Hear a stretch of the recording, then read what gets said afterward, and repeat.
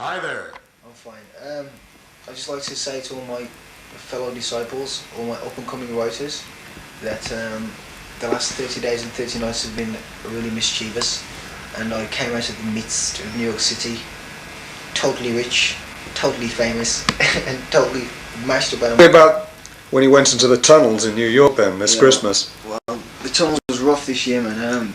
There was me and DC3, a guy called Dome, Vulcan, and we went down into the tunnels, which is like the 116th Street, and the layups, which is on the fives, which is Lexington, which is a good line to hit these days. You know, it's the only line which is like the in thing. Pretty cool. See, when we was painting there, it was like we had a bit of static with some guys. Like there was a fight that broke out in the tunnels, like, and it's, you know what it's like in the tunnels. It's pretty dark. You know what I mean? It's hectic, and like we had a fight with these guys, Dero and Wayne.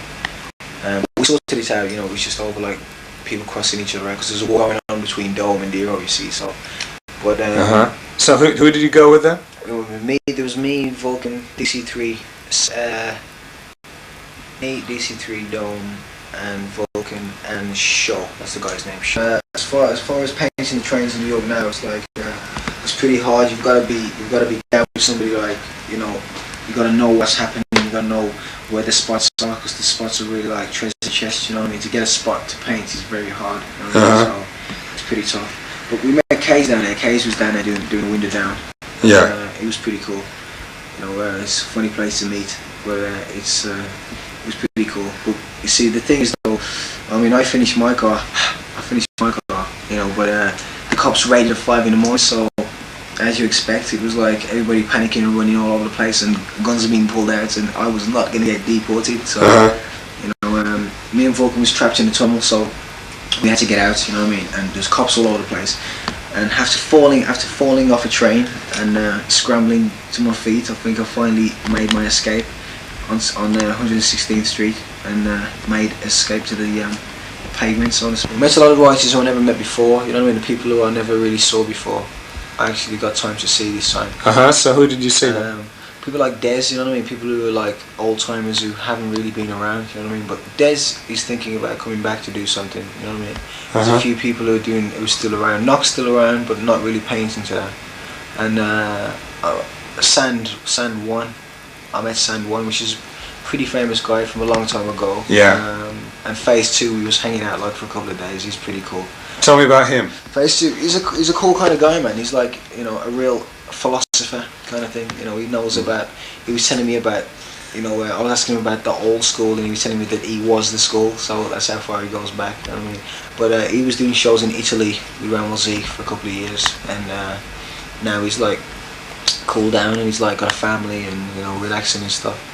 So that years to come, because I'm getting old now. You know what I mean? And my day is going to be soon over. You know what I mean? Probably going to be my last show this year. So I need somebody to, you know, come through with, you know, what I'm doing and pursue it even more. I don't know toys to take my shit and start, you know, messing it up and whatever. It's got to have the same message, the same thing. It's got to have the same drive, you know. And you know, I'm ready to give away my entire collection of golden oldies to anybody who's ready to, you know, become unique and follow my. About Lee. Lee's a pretty cool guy. Lee is always what I expected. Lee's a very, very confident writer. You know what I mean? He is pursued from you know, the Zorro which he was into a formidable artist. You know what I mean? And even he states that, you know, what was done on the trains and what was done on the walls and stuff like that wasn't lost. You know, it wasn't all in vain. You know what I mean? He led him to different things, and now he's doing like shows at the, you know, Barbara Gladstone Gallery and stuff like that. So he's pretty well much set up as an artist. He just finished a new handball court, you know, which was pretty cool wall. You know what I mean? But Lee's really gone into, you know, painting as an artist, and which he deserves, because Lee was, you know, doing a lot of stuff. Now, you know, that's the stage where I think where every artist wants to reach. Anybody who's a writer wants to reach to that kind of emphasis, you know what I mean? Because of all the work which he's put into it now, it has developed, you know, into some kind of language which he, you know, which the public understand.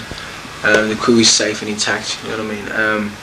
There's like you know, there's still the same guys in the crew. There's Nice, T-Kid, Vulcan, everybody else is still in the crew, and you know, they are still top of New York City, may I say. That's TAT. Yeah, TAT crew. Yeah. But like, they've kind of like now, you know, a lot of them are kind of relaxing on what they're doing, and like, you've got like a lot of new guys coming up, you know what I mean? But TAT have done a lot of stuff, like, you know, new stuff which is coming out, like, you know, people like Mac. I mean, Mac lives in California, but Mac, you know, made a journey up from California and came back to New York for a while, you know, to paint and stuff. So, you know, the crew is fairly, you know, is still fairly active as far as painting is concerned, and probably that is the way it's always going to be. There's going to be always somebody up and coming who's going to take over, you know, the role of what we're playing and stuff, you know. And I was their kind of protege, you know, which obviously I picked up off what they learned me, you know, as you know, being an artist for the 80s and stuff, you know what I mean? Because like, obviously in this country I had to carry on, you know, being an artist, and the only people I could refer to was the people in New York, and you know, they helped me out and let me start on different things so that I would be able to rub it off on whoever, you know, I had around me. So, you know, it's like the oldest of the writers, you know, like T-Kid, people like that, they've got to settle down now, you know what I mean? It's such people like me and the kids below me who've got to come up now and start really, you know, making. Up in New York City, there ain't really nobody on top at the moment, you know what I mean? I mean, there are like formidable crews, like TAT crew are well known, and people like First Class crew are well known, you know, like West and Zero and them kind of guys. But there's a lot of people still doing throwups, and a lot of people still, you know, like, you know, wannabes who still want to, you know, go out there and do, you know, tags and stuff like that.